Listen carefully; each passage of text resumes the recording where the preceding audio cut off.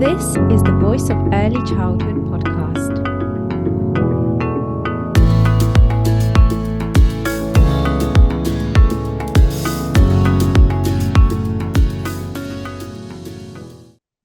A big hello to the Voice of Early Childhood community. I'm the founder, Angelica Salinska, and I have a very special announcement for you all.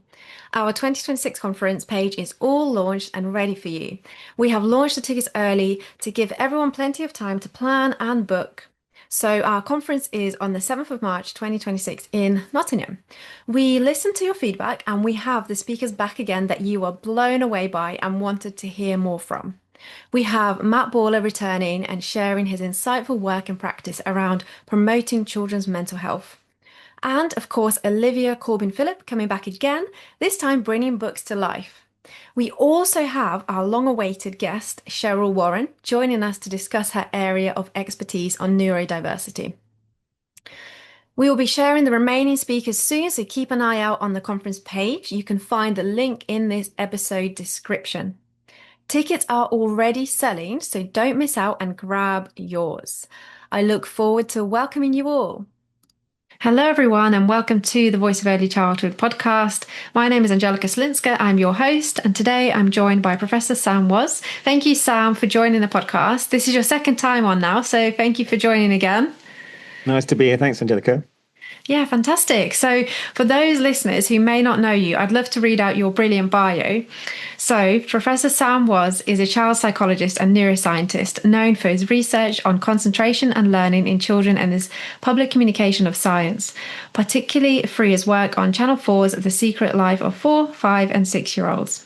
He leads the Institute for Science of Early Years at the University of East London and holds a PhD from Birkbeck, London, and a BA from Oxford. His research focuses on understanding how early life environments, including those in diverse socioeconomic areas, influence a child's cognitive and emotional development, leading to practical advice for educators and policymakers. So quite a varied bio there, lots of really interesting things. I think I kind of talked really fast, but I'm sure that you can also bring in some of your previous experience and your work into the podcast anyway. Sure, Today, that'd be brilliant. And today, what we're talking about is how shared play strengthens emotional bonds in families, so that kind of social play, and the research that underpins this in partnership with Kinder Value of Play initiative, with this podcast episode being sponsored by Kinder. So let's delve into the research then. So most research on or with children is conducted in a laboratory environment, so artificially set up and controlled environment, and some is also conducted within education settings such as schools and nurseries. But with yours and your team's research, you actually went into family homes to conduct this research. Is that right? Mm-hmm. Yeah, definitely. And that was something that we were very much setting out to do. I mean, almost all of the research, as you say, Angelica, looking into what play is and the dynamics of play and that type of thing happens in, I've done it myself with my kids. And when you're doing it yourself as a research participant, it makes you realize just how weird it is that you you get brought into a lab, you get 8 cameras pointed at you. Wow. You have to record your brain activity, and then you could put a bunch of toys on the lab on the rug, and they say kind of play with your child. And having done it, as I say myself, the way you do that is just really not at all how you interact with your children in home. So we tried to get a very different perspective of play. We wanted to look at, the naturally occurring moments of play during the course of the day. Yeah? How do they evolve? How long do they build up? How do they dissipate over time?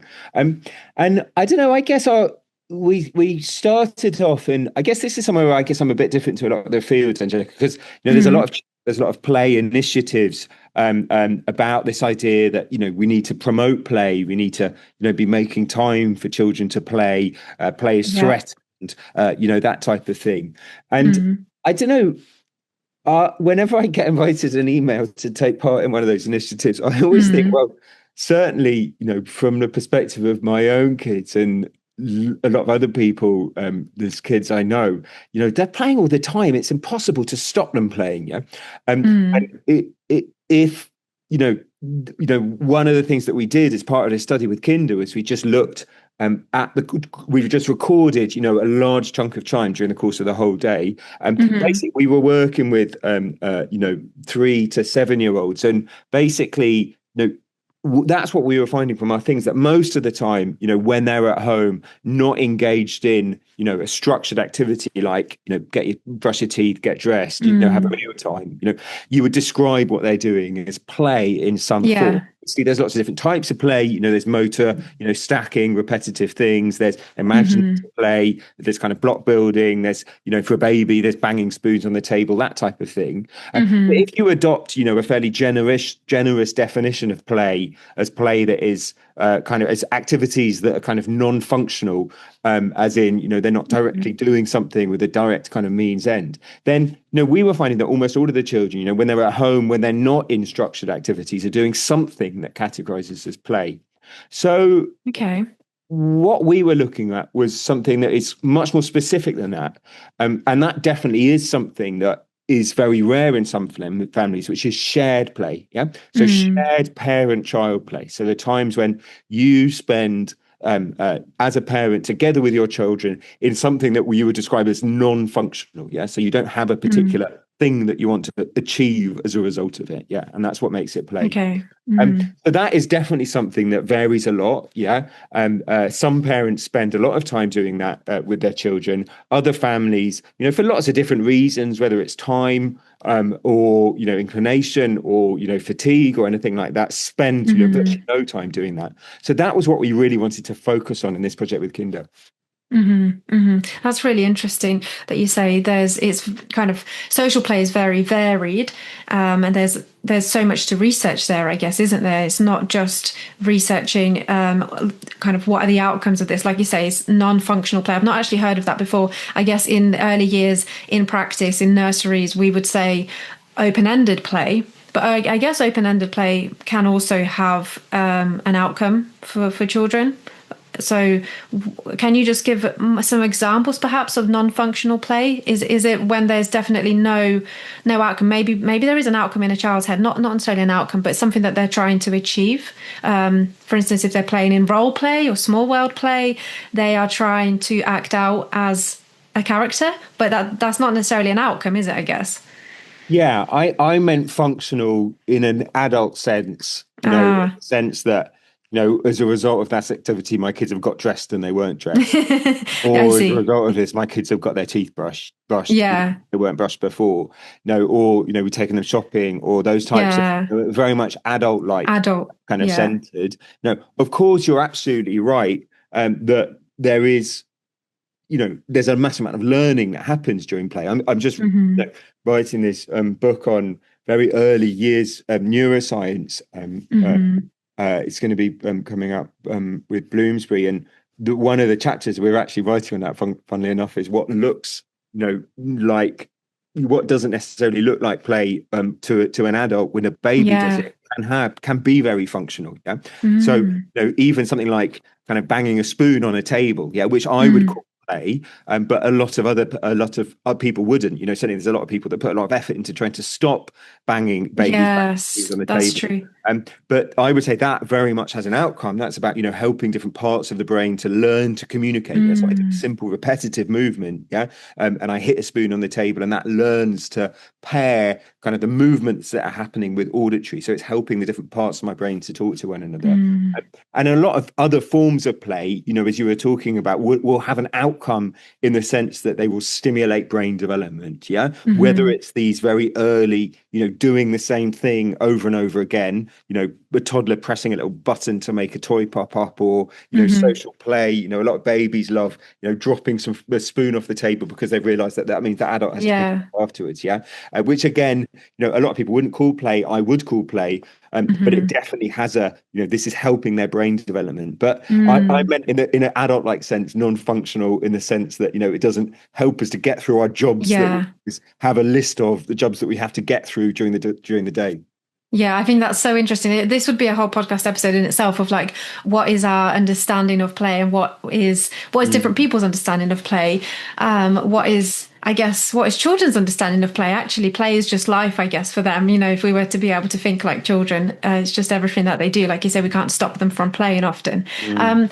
So let's go back to the kind of social shared Mm. parent-child play. In the article, I can see it says that play doesn't just occupy time, it actively draws families into shared space, Mhm. encouraging co-presence and proximity that forms a foundation for deeper connection. That sounds Mhm. like, it's very vital to have Mm. that shared play because of that connection. Would you like to tell us a little bit more about the emotional power of play? Yeah, so this is something that we kind of developed quite a lot as we were working through the project. As I say, Angelica, our original aim was just to look at play, and then we found this thing that almost all of the time in our recordings with these 3 to 7 year olds, they were doing kind of play all the time. So we started to focus on this shared play, and what we were finding from our observations, it's really interesting to be looking at a lot of different family dynamics. Is we found a lot of times when members of the family were in the same room, sitting in the living room, but engaged in separate tasks. Yeah, so one might Hmm. be playing FIFA on the telly, another might be on a phone. The kid might be there, doing some kind of movements, do repetitive kind Hmm. of motor-based play and that type of stuff. And you'd have three people within a space of about 3 square meters, but engaged mentally. So physically they were very close to one another, but mentally they were just in completely different Hmm. worlds and not really interacting at all. So we got interested in this, if we see the play. So what we ended up doing was introducing these kind of Kinder toys and other types of kind of similar toys at given Hmm. moments during the course of our recordings. And we did that because we knew that one of the things, that these Kinder toys in particular are very good at is they're quite tricky to build. So Hmm. often it starts an interaction starts around this, will you help me to put this together type thing. Um, Hmm. but then also they're kind of really designed to kind of then kind of go on to kind of stimulate this type of interaction. So we were interested in, how does these measures of kind of interconnectedness, yeah, the how responsive I am, how mentally kind of attuned I am to the other members of the family, yeah, how does that Hmm. change around these moments of shared engagement and shared play? Yeah. So we were looking at kind of three different measures in particular. In this, Hmm. there's other ones that we can look at as well, but we were looking at three different measures in particular of how kind of connected the families are. Yeah. So Hmm. one was just very simple. It was just simply the physical proximity. Yes. Right. We were Okay. video recording from people's living rooms, and nowadays it's very easy to do these kind of machine learning analyses where you're basically extracting people's physical positions, and then you can just calculate, Hmm. who's close to who Right. in the Okay. course of the room. We were interested in physical proximity because there's a lot of evidence that we're more responsive to one another, certainly in terms of our physiology. So how our kind of stress levels and kind of our kind of breathing patterns and our heart rate changes and that type of thing, Hmm. how responsive we are to one another. And the closer we are to one another, the better we are able to, pick up on each other's kind of feelings and kind of micro level Hmm. mood shifts and that type of thing.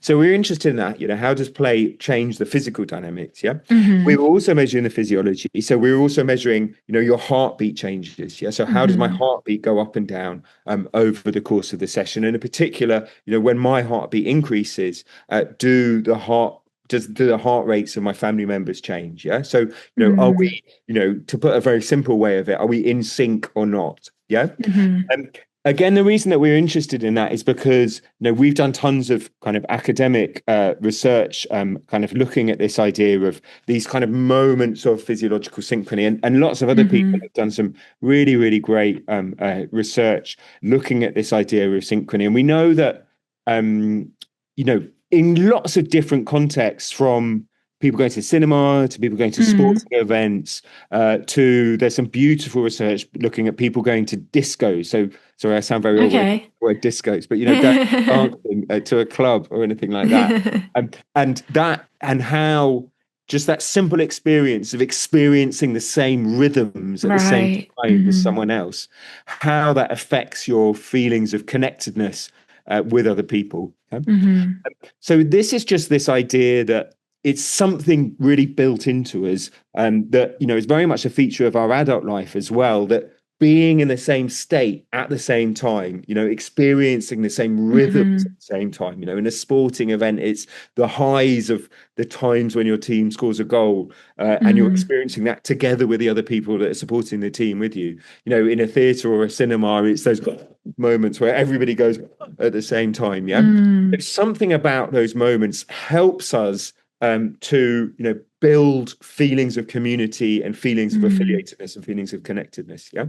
Yeah, that makes There's sense. less research, but I think some really, really important research being done with children, that this same idea of just, being in sync, being experiencing the same types of things at the same time as family members, also helps to build, parent-child relationships, whether it's in the Mm. context of shared reading. I've been talking a lot about this with the book trust at the moment, because no, it's exactly the same idea in the context of reading, that, sharing a story, having the, highs and lows, and experiencing kind of Hmm. the shared rhythms of storytelling and how that affects kind of parent-child relationships. But exactly the same idea. It's exactly the same idea with the idea of play.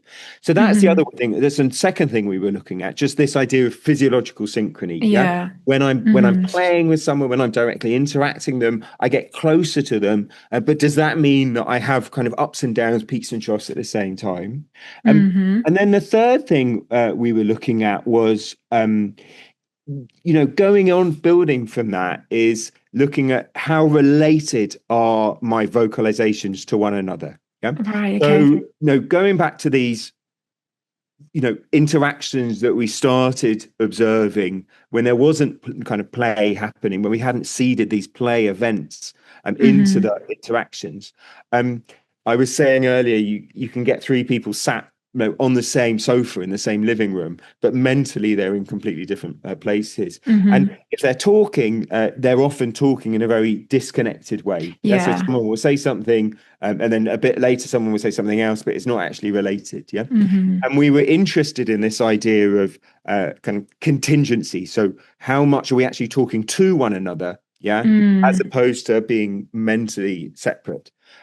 So, lots of studies have looked at that in different contexts. Just in a case of, if I say something, how likely it is that someone in my family is going to vocalize within a particular time window after that. Yeah. Hmm. Um, so, how much do we, talk after one another?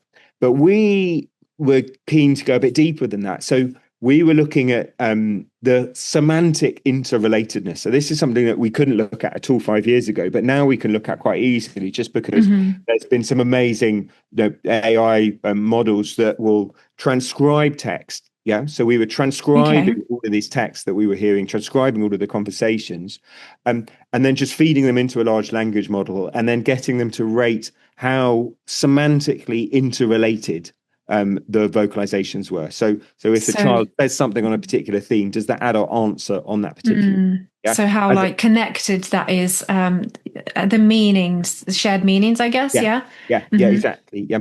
So that's the third thing we were looking at. So we were interested in this idea of, does play bring us together? And we had those three Hmm. measures. So the physical proximity, the physiological synchrony, and then this kind of shared meaning space, as it were. Mm. Hmm. Yeah. So there's so much to research there, I guess. Did you get quite rich data then? And actually, how we didn't even talk about this. How big is the study? Or are you still continuing it? Are you finished? Yeah, so it was quite a small study. So we just had 20 Hmm. families. Just because, hopefully this is something we're going to be doing quite a lot of future. So Kinder's got this nice panel of other researchers. So Elizabeth Kilby, who's a clinical psychologist, Victoria Murphy, who's the head of Department of Education at Oxford, and Lynn Ang, who's the prophet Hmm. at UCL. And everyone's got their different kind of perspectives. So we do a lot of Hmm. these kind of home recordings, that type of stuff. Victoria has actually worked quite a lot on digital play. So she's launched, Hmm. developed, spent a long time actually developing this the Play-Do app. And so everybody's got different perspectives. So we Mm. hope this is something we continue to build on in the future. But it was quite a small sample to start with. So n equals Hmm. 20. So yeah, but very super, super rich data. We were collecting, 2 to 3 hours of observations Oh per wow. family. And yeah, there's just so much to look at, so much more that we could have looked at if we had Hmm.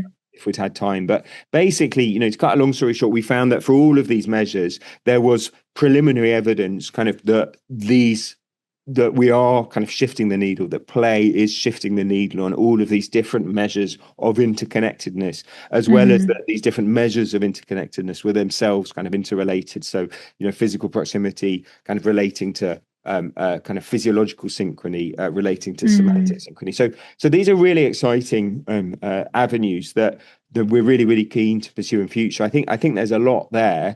And I think the idea of kind of observing, kind of naturally observing a kind of naturally occurring play during the day is a very, very different approach. And as I say, the findings that I think are coming from this are very different to, bring them into the lab. You have to play with your children for exactly 5 minutes while a lot of cameras are looking at you. Just because you don't capture, most of the time you're not relating to your kids. Most of the time when we're at home, with my kids, I'm doing my stuff and my wife's doing her stuff, and the kids are just kind of noodling around. And those types of real world play dynamics are really, really important, but very, very understudied in science. Yeah. And so in the article, I think you talk about unstructured play. Is that what you mean as like naturally occurring play?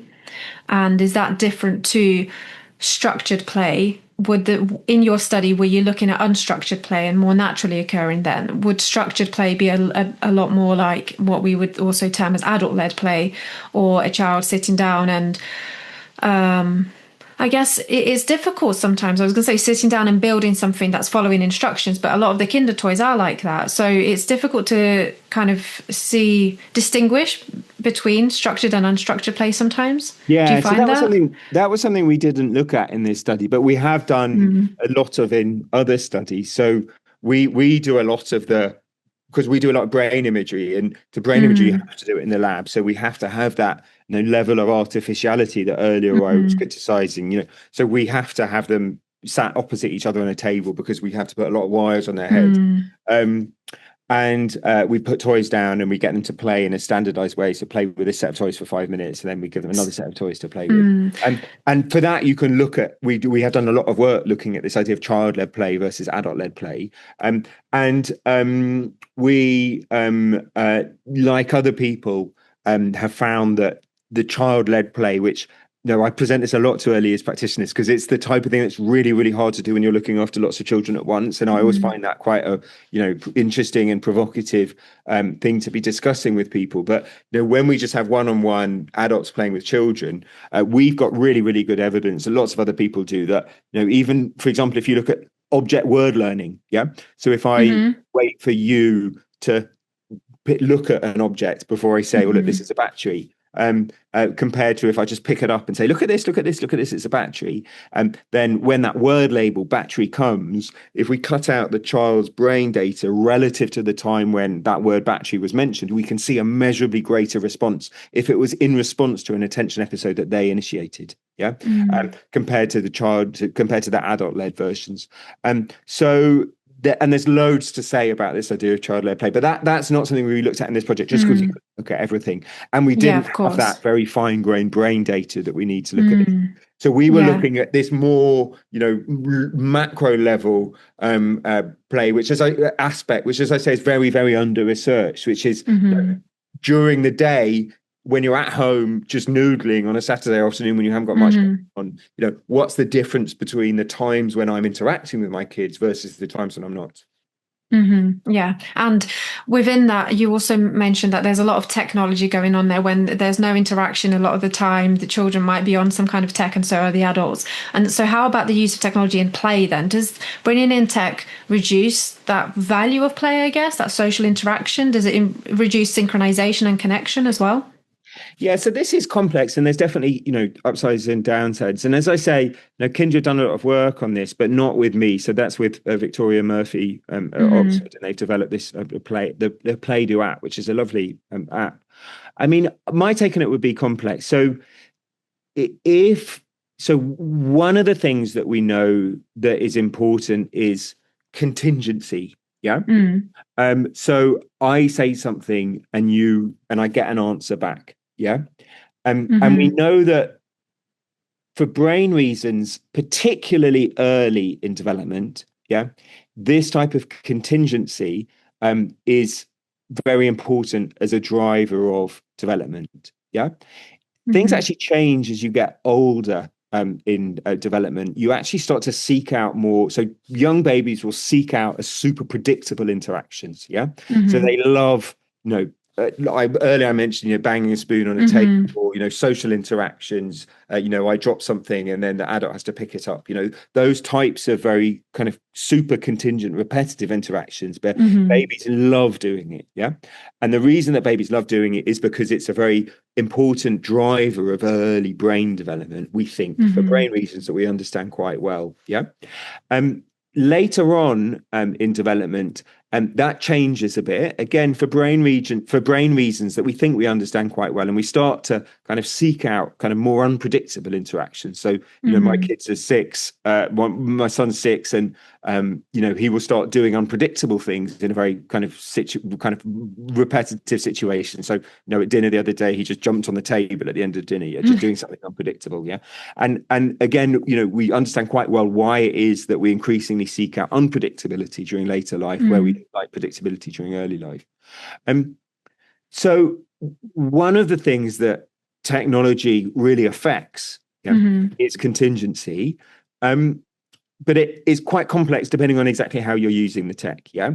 So as I was saying, if you have 3 different people in a room engaged in different techs, yeah, one's playing FIFA, the other's on her phone, and the other's, doing it a lab, Hmm. yeah, then those uses of technology would break the contingency, yeah, because I'm thinking about different things, so I'm less responsive, yeah.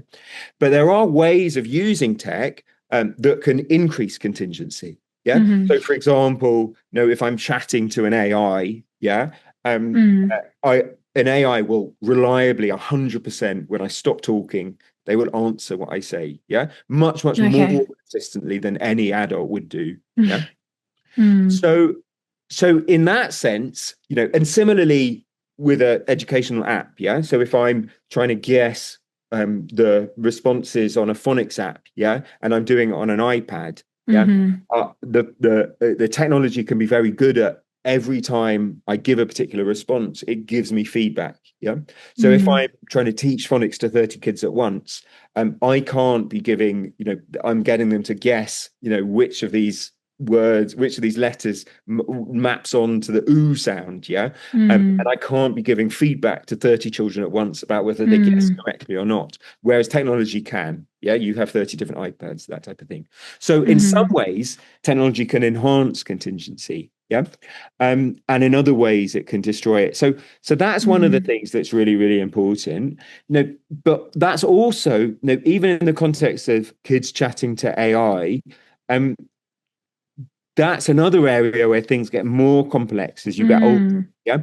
Because one of the reasons that we never get bored of social interactions is because they're one of the most unpredictable things that we can do. Yeah. Even, with my wife, who, I know very well. Yeah. I still can't predict how she's respond in the context of everyone. Yeah. Humans are being are very, I think, Hmm. very complicated. And as adults, that unpredictability, the fact that we never quite know how someone else is going to walk because everyone is a very, very complex system. Yeah. Hmm. Um, so that is an important driver of development during later development. So this is something that these highly contingent interactions might be more important for young children, yeah, and more Hmm. beneficial for young Interesting. children than for older children. So that might be something that changes as they get older. But it's Hmm. particularly in terms of these kind of AI interactions, that's something that we've really got to explore. There's a massive amount more research that needs to be done on this. Um, Hmm. so um, so yeah, we'll know much more about this in 10, 15 years time, I'm sure. Mm. Yeah, yeah, definitely. It does sound very complex. And I'm already kind of thinking of so many questions that are probably, again, beyond this podcast episode around like AI and in interactions and almost like synchronization with AI, if that even is possible, because we were talking about that earlier. But Mm. anyway, I think just quickly, if you can answer this quickly, I guess you were talking about the fact that predictability. Babies, for instance, seek more of that predictability. For those of our listeners who are thinking, actually, I really want to know why. Why is that predictability so important for brain development? For me, it's kind of that repetitive behavior. You learn patterns. That's kind of how I see it, and cause and effect. Would you be able to kind of summarize why is that need for predictability so early, and why does it change to needing unpredictability, like you mentioned with your son? Yeah.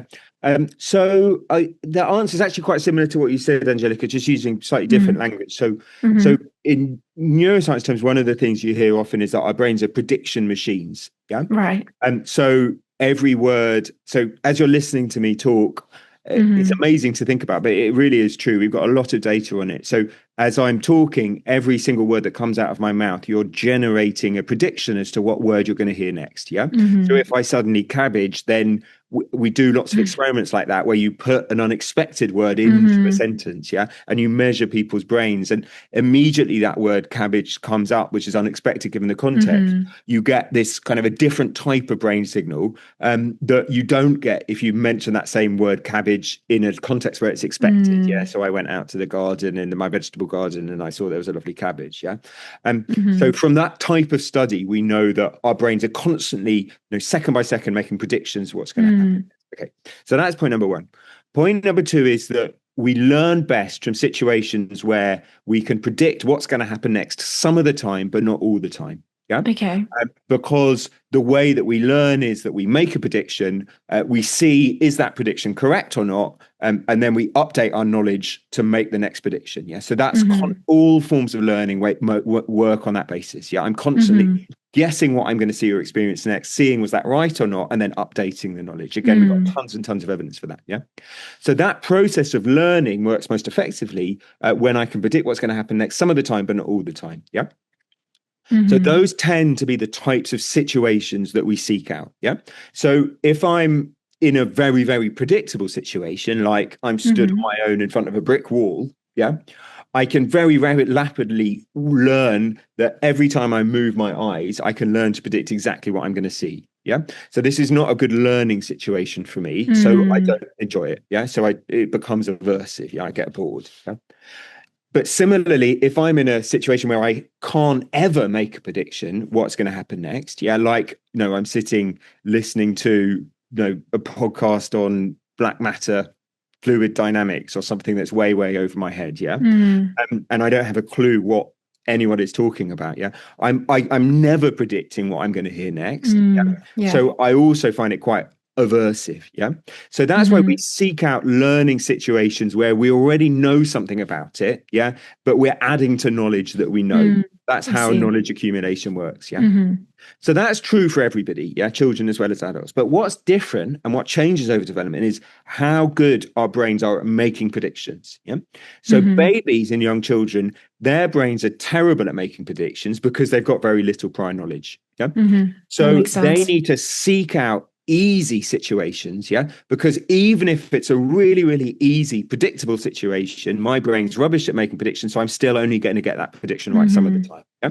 So for a child, banging a spoon on a table, yeah, that's a super easy prediction to make. Yeah. I start this movement, yeah, and then I'm going to hear the noise. Yeah. Hmm. Um, but even that super easy, predictable situation, babies' brains are just learning to talk to one another. Yeah. So they still only Hmm. get that prediction right some of the time. So that's a really good learning situation for them. Yeah.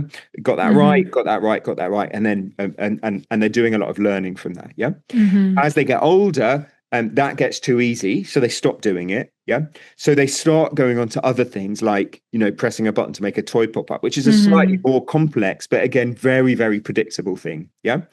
But as they get older, that gets too easy for them. So they stop learning. So they start then seeking out more and more unpredictable things as we go. Hmm. Yeah. But it's Yeah. always that same one single brain mechanism that drives this. Yeah. This idea that I learn best from situations where I can predict what's going to happen next some of the time, but not all the time. Yeah. What Hmm. changes is just how good we are at making predictions. And that in Hmm. turn then influences whether we then try to make things easy for our brains or hard. Yeah. And in terms of Hmm. neurodiversity, this is also something that is I think really, really important as a driver of, what developmental stage is the child at? Yeah. Hmm. Or are they seeking out, if they're seeking out predictability, that's a sign that they're still at that level where their brains aren't very good at making sense of things. And so they find it harder to make sense of things. So they seek out the more predictable things. So Hmm. people develop through this at very, very different rates. And that's a really, really good marker. So, back to the shared play. So that's, I mean, does that answer the question as in terms of Mm, yeah. So it seems like the more connections a baby makes, a child makes, the little bit more unpredictability they need kind of go as they grow. Yeah, yeah, and Mm. I think the reason that this is really important is for a lot of early educators. I was presenting this idea to some Scottish librarians a couple of Mm. months ago, and I was saying, when children go through this phase of reading the same book over and over and over again, it's a really, really important part of their learning. Yeah. Mm. Um, and that's why they would seek out the book. And they were really, it was really, I had these amazingly frank discussions about, but it's so wired into me, this idea that I should always be encouraging my children to try out different things. Yeah. Mm. New things. And it's a real struggle to, get my head around this idea that, these highly repetitious interactions are really, really important drivers of early learning. Mm. Um, Similarly, it's terrifying if you look up on the internet, toddler banging spoon on the table. You get pages and pages of Yeah. advice for how to stop toddlers from doing this. Yeah. Oh And no. that always freaks me out because it's a really important part of their learning. They're doing it, Yeah. but it's annoying for us because I we're was not just going to say moving that's the only forward. Yeah. reason to stop because it's annoying for the adults. So it's the Yeah. adults' um, kind of wishes that we're playing out here, not what children's needs. Yeah, yeah. And again, for early years educators, this is a really important thing that, just having that patience when you're interacting with very young children, just to Mm. do that repetitious, they do something, they seek it out. They will always seek out those types of, they figure out every time they do X, you do Y in return. Yeah. Mm. Whenever a baby or a young toddler finds out that type of situation, they will always come back to that again and again and again. Yeah. Hmm. And it's very tempting for educators to try to move them off onto something. Divert them, Yeah. yeah. Hmm. Because it's boring for us, because we don't learn anything from it. Our adult brains don't learn anything from it. Yeah. But for children, it's really, really important. So this is something, coming back to this Kinder project, looking at shared play. Hmm. One of the things that, there's a lot of things that we'd love to go on to look at. And, we're talking about ways that we can take this further. Hmm. One of the things that we'd love to go on to look at is, how these types of play-based interactions change as we get older, and how naturally occurring play dynamics in the family develop as a function of the child's age. And another thing that we'd love to look at is this idea of different types of play. So this is a quite under-researched area of the literature. The difference between imaginative play versus very kind of construction-based play versus motoric play. And we've been talking because it's fascinating. You have the same sets of toys, so we've been using the Hmm. same sets of toys and giving them to different children, and it's amazing how two children will interact with the same object in completely different ways. And that's a really, Yeah. really fascinating topic, I think. What is it? Some play, is very, very literal. Yeah. So you see a Mm. child. I remember actually on the TV show, The Secret Life, there was one girl who Hmm. was just, I'm doing the ironing like that. And that was for her play. Yeah. She's just acting out doing the ironing. And other children will just be, randomly combining lots of different ideas of like kind of sweet corn, and very verbal, Mm. constantly recombining different things. So they will do this given a chance with exactly the same objects, so different children will play with it in completely different ways. So that's another Hmm. area we'd love to look at more with Kinder. That's so interesting. Yeah, I'd love to hear more. Maybe as the project progresses, you can come back on again and bring other researchers on and to discuss everything. But that's probably all we've got time for today. Is there anything that you wanted to mention? Anything that we kind of missed out on? No, I don't think so. I think just one other area that I think is interesting is one of the other scientists on the Value of Play panel, Hmm. Ang at UCL, is very interested in cross-cultural play. Okay. So that's another area that we're probably going to get to future, Mm. because Kinder's such a global brand, and it's a really big opportunity to be looking at how different cultures interact differently with children. and to explore, how these different types of interaction that you get between different cultures, across different cultures, Mm, how they, is there a single, best way to play with your children, mm, versus, lots of different ways, what can we learn from other cultures, that type of thing. So I think that's another really, really interesting area that Lin Ang's going to be mm. looking at. So yeah, again, Yeah. stay tuned for more on that one. Yeah, yeah, definitely. I'm definitely going to be following along. Well, just some key takeaways from both the article and this conversation for all of our listeners. So, number one, play acts as a physical magnet, drawing scattered family members into shared spaces. Two, shared play creates a language space where families truly connect through conversation. And three, play synchronizes families at a physiological level, aligning heart rates and stress responses. So those are the kind of like top level takeaways there. And there's so much more to read in the article. And I'd just like to say thank you very much, Sam, for joining, for coming onto the podcast to share these really interesting and important insights from your research so far. And then also a big thank you to Kinder for sponsoring this podcast episode. Great. Thanks for having me.